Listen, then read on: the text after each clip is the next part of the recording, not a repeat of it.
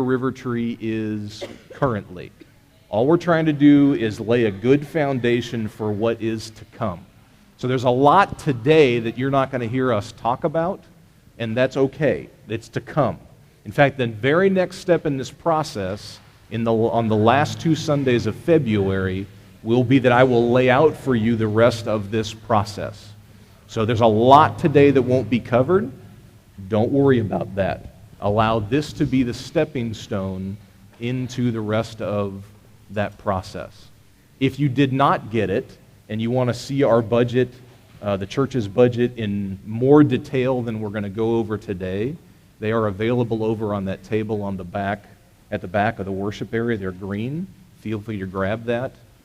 By way of introduction, these are 3/4 of the lay folk, the folk like you, who serve on our church's oversight team called the steering team. This is Russ Roseman, an elder, John Osterman, a deacon, and Mark Kirshner, an elder. Tracy Cinco is gone today. She's a deacon. She'll be here next week. And as an aside, before they do the bulk of the presentation today, you should be very proud of this group, because I have never served on a church board that functions as well and with as much unity and wisdom as the one that you have. And that is a testament to the caliber of the people on it. So not now, but at some point you need to thank them for the way that they go about their role as elder and deacon. All right, Russ and Mark are going to start us off. Yeah, I'm going to start off kind of talking about our foundation, or our mission. And this is something where most of you are probably familiar with. If you were to ask someone who goes to RiverTree, what's our mission? I think you see it on the bottom corner of the leaflet. We talk a lot about loving our neighbor. And a lot of churches have mission statements. A lot of them might say something like building believers, or what their direction is, what their path is, what their leading principles are for their decision making. Most of them do boil down to the way Christ said it himself when asked what the greatest commandments are. He said, love God with all that you are, and love your neighbor as yourself. It's the kind of what he said just after that kind of is the reason we chose this, that the reason a mission is important. Because right after he said those things, he said, all the other laws hang on these 2 commandments, or are based on these 2 commandments. And that's kind of what a mission for a church is that you have your mission, and we chose as our mission to be a love your neighbor church, and to follow the 2 great commands. And so all the other decisions what we make hang on that mission statement. How that looks at RiverTree, a lot of you are it's something we do pretty well, is living out our mission. We talked this morning how the youth group is making some of the decisions that they make based on our mission. We have the Love Your Neighbor Network. The way we use our money is based on our mission. The Barnabas Fund, we'll talk a little more about the budget, because it's time of year we talk about budget, first part of the year. We'll talk about that later, but that tends to be a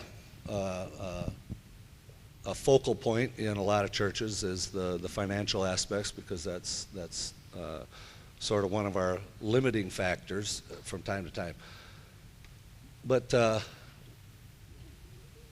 like I said, the living out our mission is something we seem to do pretty well. There's a lot of great stories from people who use the Barnabas Fund money, use the Love Your Neighbor Network. The thing we want to try to emphasize as we go forward is not so much the structure of this is how you use the Barnabas Fund, or this is how you use the Love Your Neighbor Network, but a little deeper into spiritually changed lives, that the reason we want to live out our mission is a point that we all get to in our spiritual lives, that's something that we want to do. So going forward, there'll probably be a little more emphasis on the personal spiritual aspect of that. And I think right now Mark is going to share a story of one story that we do this from time to time. We share our stories of how we've done that.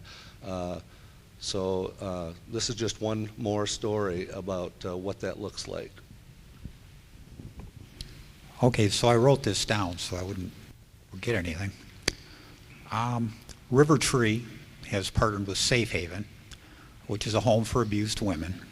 So for Christmas, a small group that I'm in decided to adopt a woman who had just come out of Safe Haven. Her name is Isabella. We helped her with some financial needs, some necessities for her apartment, things to get her set up. But Maria Kelly was the only one in our group that had any physical contact with her because of the situation. So after she was settled in, we asked Isabella to come to one of the small group members' home for a small Christmas dinner so we could all finally meet her. It was there at that dinner when it all hit home. This woman, Isabella, is from Brazil, and she knows virtually nobody in this country. She married an American while still in Brazil. They came here just in time for her daughter, Sophia, to be born, the sweetest little girl that you can imagine. Not long into living here, she had to leave her husband due to the abuse, and she landed at Safe Haven. We had her over for dinner, and this beautiful woman and her remarkable daughter. They were so appreciative for everything that we had done to help her. She bought us a card, which is really all she could afford. She cried when she gave it to us. It thanked us for helping her. Inside that card, she drew a little stick figure of a big person holding the hand of a little person. The dinner and conversation and love that was shown in that room was remarkable. That, to me, was Christmas and loving your neighbor. Fantastic. Thank you, Mark. John is going to walk you through an overview of this year's church budget. There is more detail on the green sheet on the table at the back over there. And as Russ said, the reason that we're starting with finances is it happens to be that time of year. Our fiscal year runs the calendar year, so we just started a new budget. Go ahead, John. Thank you. Again, this is the numbers part of our talk with you today. But as is mentioned by Mark and by Russ and Pastor Chris, and we hear it so often during our church services, the financial aspect of this is the tools by which God has empowered us to be able to spread His love throughout the community, throughout our internal community, and throughout the community around us. And so that's why you'll see the numbers that you do see. We live on as most of us do, on a pretty frugal budget. So you can see that our 63% of our budget is spent on staff, which is not totally, out of line with what other churches do or other organizations do. We then have our fixed cost, which is the use of this building and other things, office needs and other things that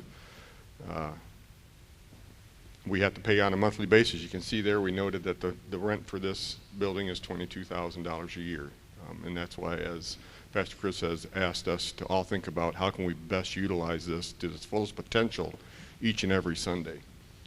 And then we have our ministry, which includes the Barnabas Fund and denominational expense dues that we pay. And that's the denominational dues, if you're not familiar with that, is a payment towards a denomination to help with other ministries that are spread amongst all the churches, not only in West Michigan, but other Reformed churches in other parts of the country.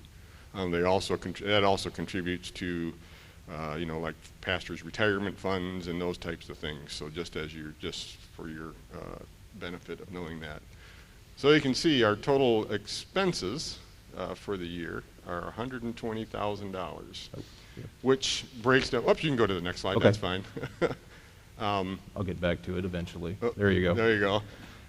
So our current monthly expenses run around $10,080. As you all know, everything goes up every year. You know, we all face it. Maybe this time of the year gas isn't going up, which is a nice thing to see. So, but generally speaking, all our expenses go up to a certain degree, and church is no different. So we project our monthly income to be next year. Projected monthly income we need is $10,400 to take care of the budget for this coming year. The difference is about $320. We hope that we can move that much money monthly into the Barnabas Fund. And as a reminder for the Barnabas Fund, that goes into the loving your neighbor to help us love our neighbors, but also we also contribute some to Barnabas Uganda each and every month as well to help Edmund and those in Uganda with their needs as well. So we are a very generous church. I want you to know that we are a very generous group of people with our funds, and we use what God has blessed us with to the best of our ability. All right, now Mark is going to talk about some of the key questions that we on the steering team have been trying to juggle and wrestle with. And moreover, we know that they're going to be very important for RiverTree as we go forward. So keeping in mind the budget you've just seen, our priority is to be a love your neighbor body. We face the same challenge that every family, every business, every church, especially small churches face. How do we spend it? There's only so much to spend. Through our conversations with you, a lot of research, we've landed on 4 strategic points that require fiscal consideration. So how do we continue to fund our Love Your Neighbor mission generously? How would a different facility affect our budget? How could additional part-time staff help our ministry? And how do we keep our financial covenant to our pastor?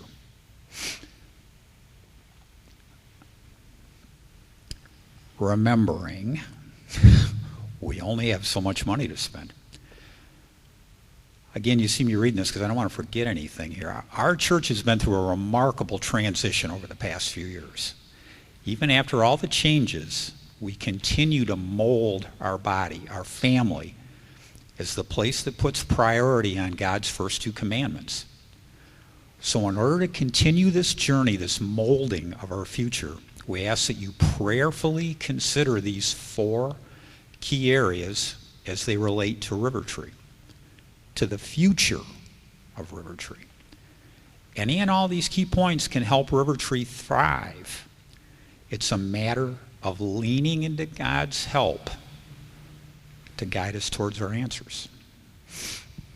As we go forward in the next few months together, those 4 questions up on the screen will come back.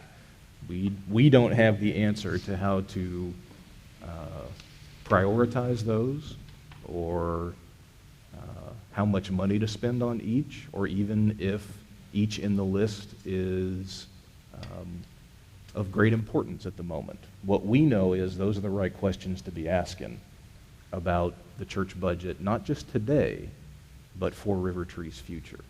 Okay, John, it's back to you.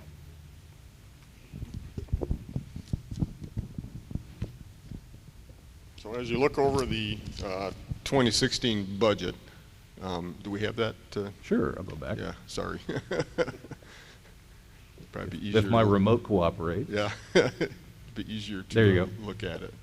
So as you look at the 2016 budget, and again we live within our means, and as Mark said, there's only so much to go around. Our expenses, as I mentioned earlier, are going up. We have a limited amount of funds, and our total expenses are $120,959, or $2,326 per week. And again, we do have a very generous church, and through that generosity, we've been able to do many wonderful things. We would also ask now that you kind of prayerfully consider, through that generosity, what else can we do and how much more generous can we be as a church to help fund the things that we want to do. Again, we don't have all the answers. We've put together a preliminary budget. This can change as we go through this exercise of communicating more generally and more openly with all of you about what we want to do, what RiverTree should be in the future. And we know God is calling us to love our neighbors. And so we would ask that you consider that as we go through these next several sessions and weeks and months to come. Okay. You guys want to add anything else? You did good on time. Thank you for that. I appreciate that. We were worried about it. We were worried we were going to go over. So you can tell, really all today was about is we want you to understand where things are for RiverTree financially. And that's important, but that slide right there is the one that's going to come back. Because at some point, we will talk again about how we prioritize those different questions as a church family. How important do we feel each one of them is, etc. So we wanted to get those questions out to you so you can begin to think about them. All right, so with that, what I'll do is open it up for questions, and we're going to do this two ways. We'll take as much time as you like to answer questions you'd like to ask in this public forum, but if you don't want to ask your question in front of the whole group, that's fine too. Once I dismiss everybody, the four of us will stick around up here, and you're welcome to come up and ask us one-on-one. So would anybody like to ask a question that then we can give a public answer to? Tim. The $15,000 ministry, what does that include? Is that like supplies and things for the ministry? Yep, for the most part. There on the green budget sheet, it tells you where those go. So like there's a River Kids budget, there's a youth budget, there's a Sunday morning cafe budget, and it's all broken down on that green sheet. Yep. Dan, yep. For the renting of this facility, Yes, is that reasonable for just, because we just have it on Sundays, correct? we do. We have it from That's basically about $2,000 a month, right? a little bit, yeah. We're going to be close to that. Yep. Is it reasonable? Yes. If you, schools have gotten, like public schools in the area have gotten a lot more hesitant to rent in the last few years. But when we landed on this place 5 years ago, they were significantly less than what, say, a Byron Center school or a Granville school would have cost. So it looks big, but it's actually cheap for a school-type facility. Now, conversely, the branch, our sister church, shares a church facility with two other churches, and they pay about half what we do in rent. And they have full use of it during the week. Yeah, so that's exactly right. So yes, that actually, the green sheet I mentioned back there, there are some notes in the budget that compare our budget to the branches, because their giving is about what ours is. Their expenses are right at what ours are, but there are differences in where they go. The branch spends significantly less on rent, and it frees up money for other things. So, you guys want to add anything? Okay. Don't let me do all the talking. I was just going to say in regards to your facilities, Pastor Chris hit on something with the branch. You may latch onto that they pay significantly less rent than we do, and that's somewhat of a unique situation for them, as they own the building, sold the building, and rent back from the people that bought the building. So those are some unique situations. Right. And then the challenge is to find a deal like that for us. But to your question, we get a pretty good deal for this facility, and thus, how do we utilize it to the best of our facility? Like maybe sharing a church facility with another place, but Yeah, we it just seems like a lot of money for just to is this on? Yeah. About a year ago, we were looking into a situation where we could share a facility with another one, and that's why some of this seems like, weren't we just talking about looking forward a year ago? And we were, but and part of it revolved around the facilities and same situations we have here. That fell through during the summer, and that leads us right back to point one, or step one again.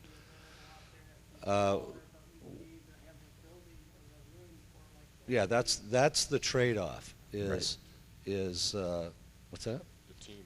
Yeah. Yeah, there is currently a team together that's exploring those, but that's kind of the trade-off. Do you, if you want the facility we would probably require, and we want week-long use, the costs get too high. If you want something that's cheap and small and limited use, well, that limits our ministry at that level too. So that's kind of the trade-off. Right. As John said, on the back of the leaflet, there's an update. There's 3 of you have volunteered to go and explore those options so that the 5 of us don't have to, which is what happened last year. We don't have to again. Yeah, again, exactly. We've done it. Yeah, yeah. So we're going to look into all those options. Okay. I'm going to have to trust your eyes that far back. Okay, right. If you're not in the first 4 rows, raise your hand high and Russ will see you. Okay, go ahead.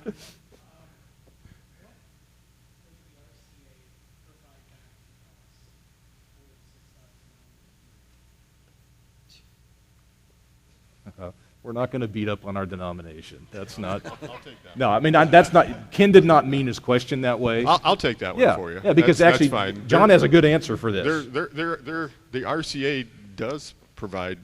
They provide some things for pastoral support. They'll provide church support. There are some things that we maybe need to take advantage of that we haven't, right? And maybe those will be some of the future discussions that we have with all of us together on some of the future Sunday dates. They do. I mean, in our case, there's things that we don't have to do,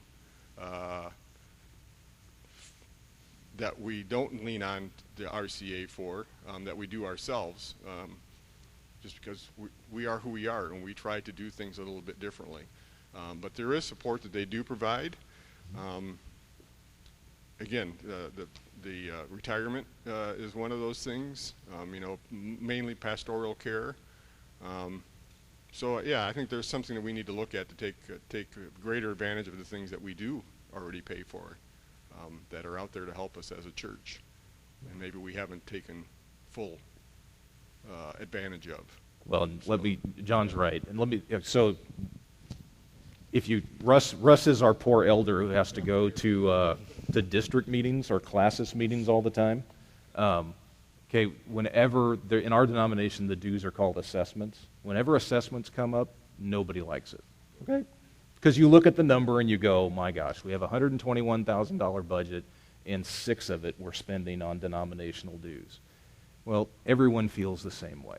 It is part of what it means, though, to be part of a larger group, so that guys like Ben can have a funded ordination process, so that when disasters happen overseas, the denomination at large can respond in a way that no one church can within the denomination.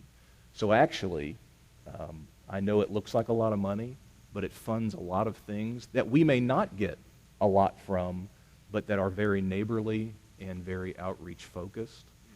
And you can feel, that's why, by the way, our dues in our budget are in our outreach category, because so much of that money we never see, but they get used in very missional ways. And I would just add to that too, that it's not unique to the RCA to do that. I could probably count a dozen denominations that do the very same thing.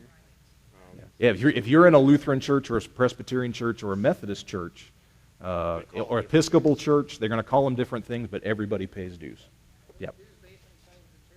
Yes. No, they are based on the number of members. And you pay, this is actually an ongoing conversation in our denomination. Every church of every size pays the same amount of money per member. And so smaller churches have raised their hand and said, wait a minute, why isn't there a sliding scale here where smaller churches can spend less money per member and larger churches pay more? And I don't know that that's going to get resolved anytime soon, but they do. They do. Oh, yeah. You think $6,000 looks bad? You ought to see some of the numbers. Yeah, seriously. Yes. That's from the classes. And Yep, we- that's yes. from our denomination. That You goes better to- believe it. Yep. Tim had the next. And Okay. part of that $6,000 then could be used by the RCA for disaster relief. Exactly. It is. I mean, it absolutely is. That's where you, I mean, some of it goes to, I wouldn't want to mislead you, some of it goes to denominational a bureaucracy. lot of it's overhead. Yeah. But, you know, that's where your taxes and my taxes go for the government too, so, Right, yeah. it- Some you of know. It funds short-term mission trips that are denomination Absolutely. sponsored. Again, as PC alluded, it helps, you know, seminary students, it helps in disaster relief. They coordinate Right. with other So things. it's more than just dues then. Yeah, oh yeah. Yeah. And you could look at it as a Yeah. bigger version of loving your neighbor. Yeah. In a different way. We right. just don't see it. It absolutely is. Another way to look at it is almost like your income tax. A lot of it goes to fund the, like PC said, the bureaucracy of the denomination, and a lot of it goes back into, just like your income taxes do. You know, the reason we have paved roads and plowed sidewalks and stuff is because we pay taxes for it. So Right. it's a necessary evil, necessary uncomfortable. You may not have known this in your church experience, but really the only kinds of churches that don't have this kind of fiscal contribution made to their denomination are independent churches, community churches, or Baptist churches. But really, every other kind of church you know of, there is something like this. It may come under a different name, but there's something like this, where you contribute to the larger body. And everybody asks the same question. Sure, yeah, and it's totally fair to ask. What are we getting for our money? Right. Over here. Yeah, okay. I thank you.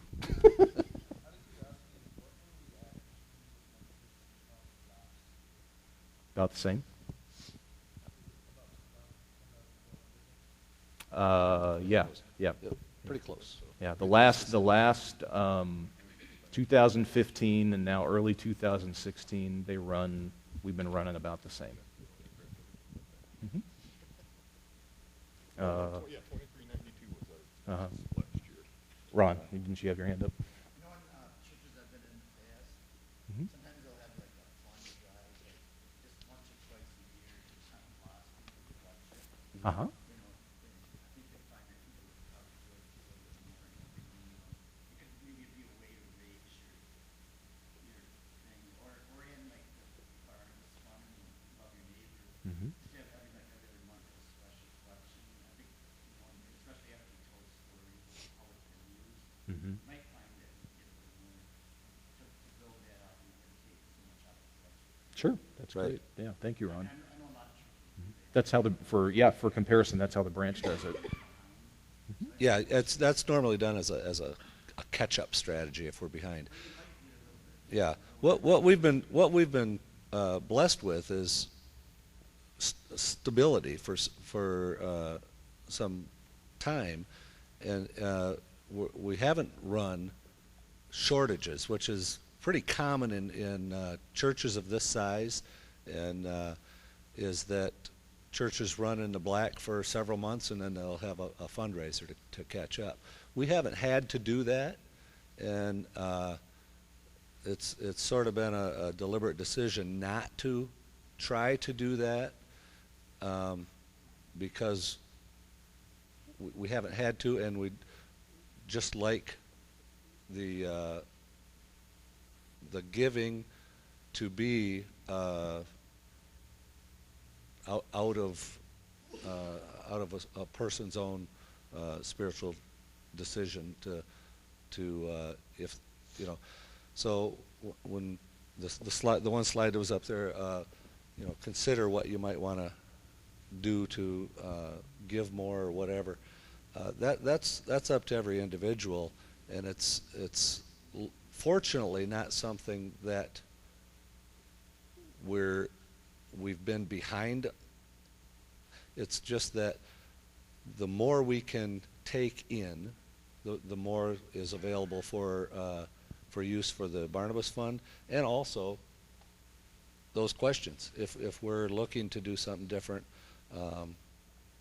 how can we do it? Anybody want to ask another question in this forum? Dan? Quick question with pastoral staff, is some of that increase going towards cost of living increase for pastors? Well, this is a good. You guys just need to know this as for the sake of clarity. Our church does not determine my pay, and this is true in a lot of other denominations like Presbyterian, Methodist, Lutheran. There's a pay table, like a school teacher's pay table, and so RiverTree has to pay whatever the experience level of the pastor is on that pay table. What RiverTree decides is how much of it they can fund. So like for the last 15 months or 14 months, I've been 80% time, so I'm paid 80% of that minimum pay table figure. Does that make sense? And typically, yeah, there's some years there's not, but typically that pay table will go up by a cost of living raise, which is usually like 1.5% or something.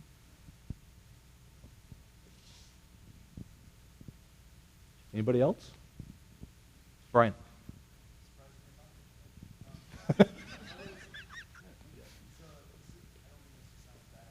That's okay.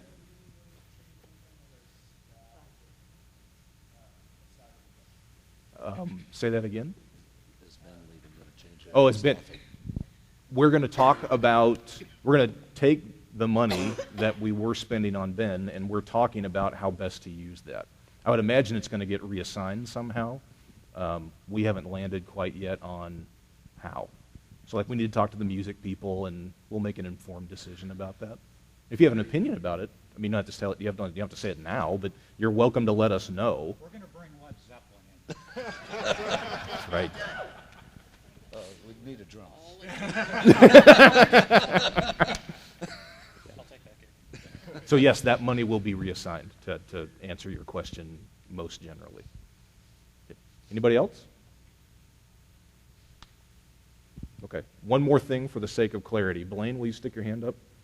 Blaine in the back is our church's treasurer. Let me explain what that means he does.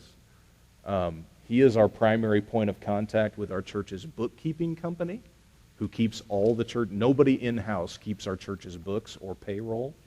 That is done for us. Blaine is their primary point of contact. Blaine is also the only person at RiverTree who handles the donations that come into RiverTree. Nobody else knows anything about that.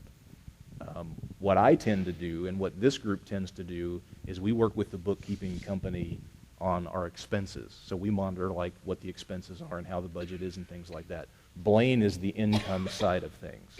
So if you ever have a question about your giving or whatever, Blaine's your guy. All right? Anybody else? All right. I would just like to close with one Do it. comment. Whoops, sorry. As we look at the money and all these things, I just want us also just to remember to reflect a little bit more on Mark's story and the things that we've been blessed and able to do as a church, living within our means and within the budget that we currently have. I truly think that God's going to bless us going forward in many different ways, and this is the first step of letting you all understand where we're at and what the opportunities that lie ahead of us. But I don't want to get lost how we've been blessed in all the things that we've been able to do, not only for people within our church, but people outside of our church through your generosity. And I think that's really important for you to remember that God has blessed us all in different ways with different capabilities, whether that's financial or using your hands or doing something else that we've been able to share with those around us. And I just want you to kind of remember that. Okay. Yeah, that's the most important thing. Thank you for staying late. We will repeat this next Sunday for the people who weren't here and who stay. If you have any other questions, you can come up and ask us now, or just email me or talk to one of them. We're an open book. I hope you can tell that. There are no secrets. We'll tell you where things are. We'll tell you the things that we're asking but don't know the answers to yet. All of that is fair game. So thank you for being here. If some of you who aren't on Teardown wouldn't mind sticking around for 5 minutes and helping us stack up chairs and whatnot, that will help us get out of here quickly. So thank you.